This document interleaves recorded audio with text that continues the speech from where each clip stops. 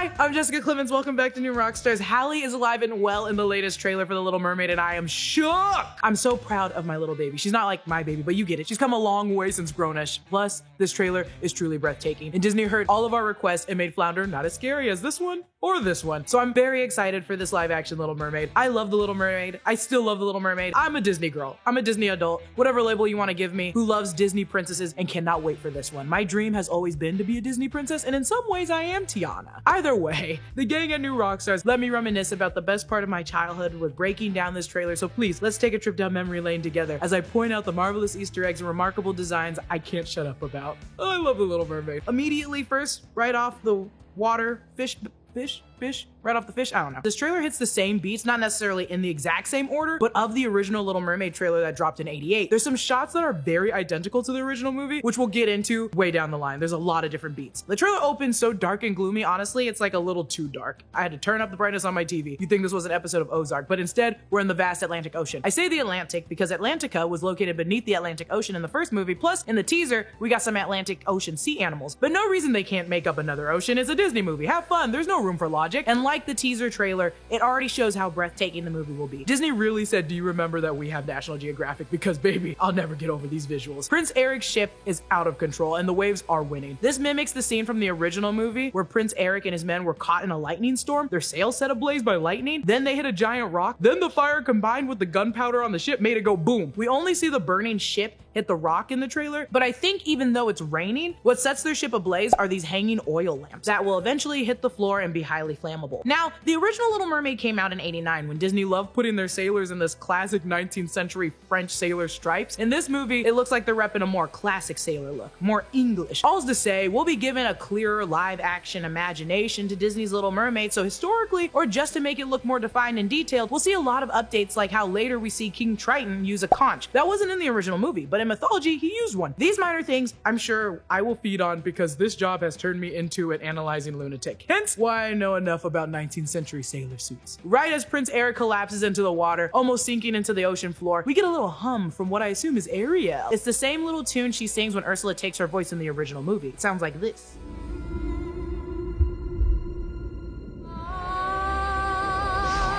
And again, like the original movie, please look at these frame-by-frame shots because they're identical. When Ariel saves Eric from drowning, once they've breached the surface in the original movie, they're lit by the fireworks, the gunpowder explosion, but in this trailer, they're lit by the nighttime sky and the lightning. We see the full moon later, which I assume is at the same time. Say what you want about Disney live actions, but they stick very close to the original material. We know our lovely Ariel is played by Halle Bailey, a woman I love dearly, and her music is I just love her. I love her so much. I love them so much. But Prince Eric is played by Jonah Hauer-King, who played Laurie in the 2017 miniseries Little Women. He hasn't been in much, but boy, snagging Prince Eric, I mean, kudos, that's insane. Ariel is startled, and due to the movie magic, it could easily be by Max like it was in the first movie, but the editing in the trailer leads us to believe it's Prince Eric's guards, so we don't know if there is a Max yet. The man leading the brigade may be our Grimsby, Prince Eric's guardian from the first movie. According to IMDb, they've already casted him as Art Malik. There's been other casting announcements like Jessica Alexander playing Vanessa, who's Ursula's transformed self, Noma Demosene as Queen Selena, who I think will be Eric's mom, and a rumoring that Lin-Manuel Miranda will be playing Chef Louis. Lin loves putting himself in his projects. I mean, who doesn't? I do it. And he will be creating 4 new songs along with Alan Menken, who worked on the original score in the 80s. We have a new and old Disney under the same roof, and I mean, that's just incredible to me. It's the Disney 100 celebration, and look at how beautiful Cinderella's castle is. It's gorgeous. Plus the addition of the little Disney nods like Matterhorn Mountain, and I think that's Pride Rock is just insane and really cute. The circle made from the star fades into the shape of the cave's mouth, and I just love this transition. This is her little hideaway of human artifacts that we've seen in the first movie. We get a glimpse of our Little Mermaid's tail, and man, the teal to purple scales on this bad boy are stunning! I really like that they could have gone the aquamarine route, a traditional fishtail, but they have chose the traditional mammal route instead. She literally has a dorsal and pelvic fin. She's made for swimming fast, baby. This is a true mermaid. Watching something you love is self-care. Feels good, right? Well, with Geology, you can have that good feeling of self-care in a daily routine too. Geology is a 16-time award-winning personalized skincare company recognized in Men's Health, Esquire, and Ask Men Grooming Awards with over 6,000 5-star reviews. I could never get that many reviews. Just take a quick 30-second diagnostic quiz and Geologie will create a simple and effective skincare or hair care routine customized just for you with ingredients that are dermatologist tested, proven to work, and personalized to your needs. For hair care, Geologie's got some strengthening shampoo and conditioner and co-wash, which will transform your routine and deliver the best hair of your life. It extends the time between washes and replaces the need for so many products, so you wash your hair less and save more money, and I need money. They also offer body washes and deodorants that are fresh of harsh ingredients and smell super great. For skincare, they have you covered from all angles. Fight acne, reduce oiliness, that's me. Prevent wrinkles, that's also me. Combat dark or puffy under eyes, okay, this seems very like about me. Have smoother hydrated skin and target signs of aging. Oh my god, these are all me. Their daily personalized skincare routines come with 2 face washes, morning face cream, retinal night cream, and an eye cream. And for right now, for a limited time, you can get a 5-piece trial set for only $15 if you use code ROCKSTAR70 at checkout. That's over $50 of products for just $15. Ooh. On top of that, you'll get an additional bonus offer on one of their brand new skin, hair, and body products of your choice when you add it to your trial. Just get started by clicking the link in the description. It's right below. It's over here. Go look at it. Now, this scene is probably from the worst scene in the first movie. It's where King Triton blows up all of Ariel's belongings. He hasn't yet blown them up because that statue is still intact, assuming that's the Prince Eric statue, the one that he aims for last. We also get a good view of our baby boy Flounder, who's voiced by Jacob Tremblay, and we get a little yell of his voice later in the trailer. And before y'all get mad at this fish's appearance, it is literally a tropical fish. If he is an angelfish, they didn't even do that bad of a job. Sometimes in animation, you gotta make things look a little more like cute. Don't deny it, because I know you wouldn't love that cockroach in WALL-E if it was a real freaking cockroach. King Triton is played by none other than Javier Bardem, who needs no introduction, but my favorite film of his is No Country for Old Men. We know King Triton has 7 daughters in the original film: Atina, Alana, Adela, Aquata, Arista, Adrena, and Ariel. But according to IMDb, Simone Ashley from Bridgerton will be playing Indira, one of Ariel's sisters. In an interview with Teen Vogue, there's a new book by New York Times bestseller J.L. inspired by the new film called Against the Tide, where it confirms the daughters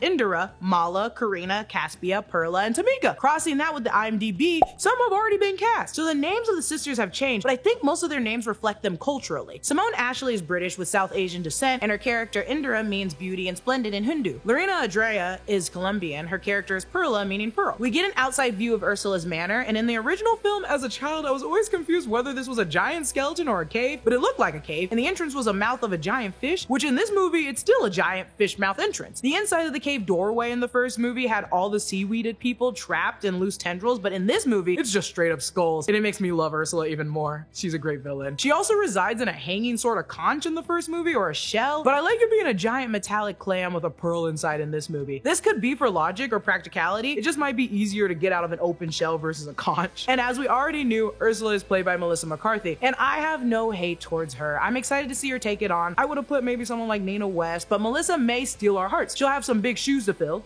Or tentacles, whatever works. That's when we're brought onto shore. Ariel, she's legged, and Scuttle, voiced by Awkwafina. This Scuttle got a full upgrade, and those eyes are truly lifeless. Scuttle was a dummy seagull in the first movie, but now is a female diving bird, so we can see her underwater at times. Speaking of lifeless eyes, we get our actual crab-like crab Sebastian, who's voiced by Daveed Diggs. And baby, this is when it pops off. This is when I pop off, because we know when Ariel is perched behind that rock, hiding from Prince Eric's guards, what's about to happen, what she's singing, and how I'm gonna sing it with her. What I assume is the POV of another mermaid. This could be the way to the underwater kingdom. In the first movie, at the very beginning, the mermaids made their way to the kingdom to watch the 7 daughters perform. It could be the homes because later in the trailer, we see King Triton's daughters in the background are the same rock sculptures. Then we jump to what I think are tidbits of the classic song Under the Sea, where all the sea creatures are gathered around Ariel to tell her how great it is to stay in the ocean. I think this bit and this part are all part of the Under the Sea song. We jump to Prince Eric and Ariel on a carriage. She's wearing the outfit she's wearing later during the Kiss the Girl scene. Then we get a shot of King Triton's daughters, and it's so quick you can barely make them out. And there's only 5 there instead of the full 7. And this sort of close-up, I think, is Caspia, Natalie Sorrell. To the left is Sienna King's Tamika. Now, I can barely make out the rest of the girls, but as a note, the other sisters are, and I'm so sorry because I know I'm butchering this name, Kaisa Momar as Karina and Carolina Conchet as Mala. Though they don't start start with A's like in the first movie, they all end with Ahs, like Jessica. Everyone but Ariel, of course. The song Part of Your World is playing as we montage through the trailer, and by God, we got it! We get the infamous rock scene, what we all do when we're at the beach and there's a boulder nearby. And if you forgot what this movie is about, King Triton reminds us by saying, "He's a human, you're a mermaid," and Ariel responds, "That doesn't make us enemies," which we know is during the "Daddy, I love him" part in the first movie, and I just love that soundbite, so please play it again. Daddy, I love him!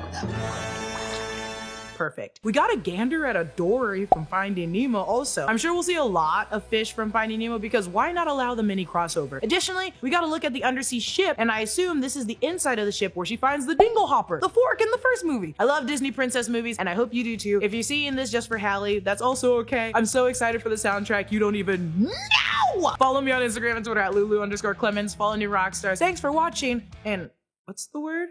Oh yeah, bye!